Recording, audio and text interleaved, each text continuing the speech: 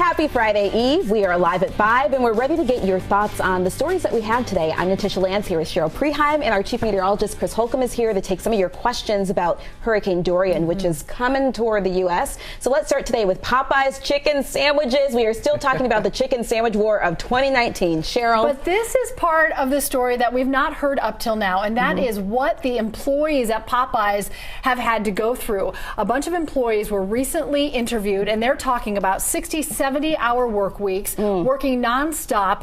They are talking about shifts that are lasting, I don't know, 12, 13 hours, making 600 sandwiches on a Saturday in an 11-hour shift, one gentleman was talking about. They say they're overwhelmed, they're exhausted, they're in the middle of fights, people angry when they started running out.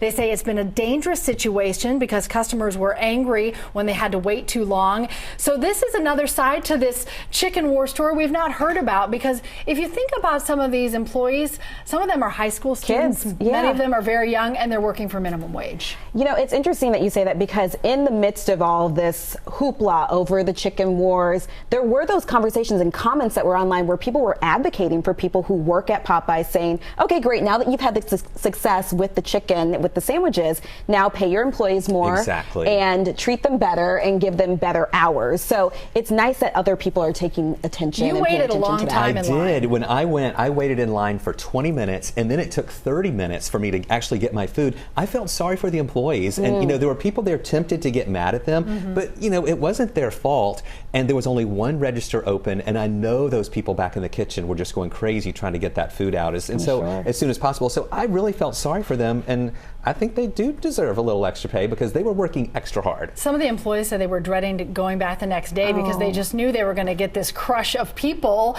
that are excited about it. But this is sort of the other side to the story. A lot of people have been talking about this online. We want to share some of those comments for you as people feel sorry for people working there in this situation. I drove by Popeyes on Claremont on Friday.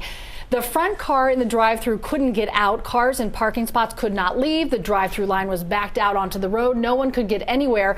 That's why people were so frustrated and often taking it out on the employees. So a good point there. I went to that same one at Claremont. And it was the same situation where it was just gridlock. Well, that's true. This Reddit user is saying they stopped at every Popeyes between Charleston, South Carolina, and Atlanta, and all my sandwiches were dashed. I love that, sandwiches. I think it's also, you know, you think about Chick-fil-A, I hate to add insult to injury, but you think about Chick-fil-A, they are used to having this amount of customers constantly. So that they have their setup, and they have, you know, people who take your order before you even get to the window. So once you get to the window, all you do is pick up your bag and go. But Popeyes, this was a surprise. They didn't know this was going to take off like this. So not only were the employees not prepared, but the company wasn't prepared, and now we know they're out of sandwiches. Yeah. Let us know. Maybe the employees should get some bonuses. Who knows? We'll see what happens next. Natisha, what got your attention today? Well, this next story is so sad, but hang in there because we might have a happy ending for you here. So take a look at these photos from last month.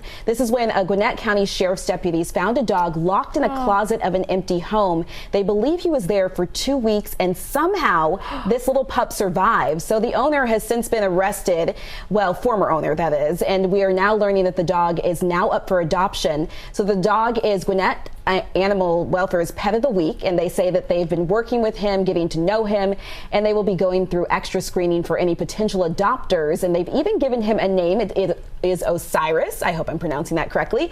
They invited us to see Osiris today, and you can find him featured on mylawrencevillenews.com along with information on how to apply to adopt him. I love seeing that video from today because that first picture where he was so scrawny is so sad, and it's so good to see that he is kind of fattened up a little bit and looking a lot more healthy. Yeah, it's another reminder why it's so important to support our local shelters. You know, Gwinnett had to clear the shelter event. They're talking about 6,000 animals in the course of the year, and a lot of them have stories like Osiris. They just need some love to compensate for where they've come from.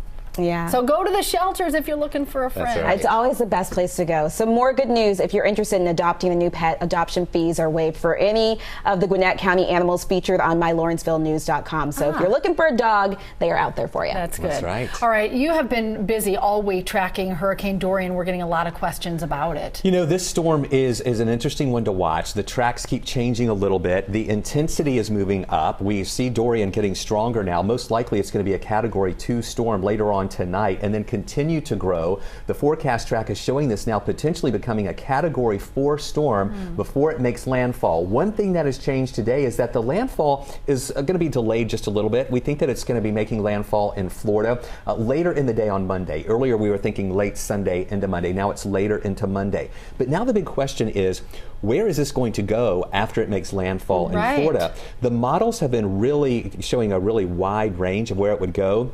One model showed it going into the Gulf of Mexico and then making another landfall in the Panhandle. That scenario is kind of going away now. It looks like it's going to go up the Florida Peninsula and then potentially go up near the Georgia coastline. And if that is the scenario that takes place, that is going to increase rain chances, at least for the Georgia coast and middle Georgia.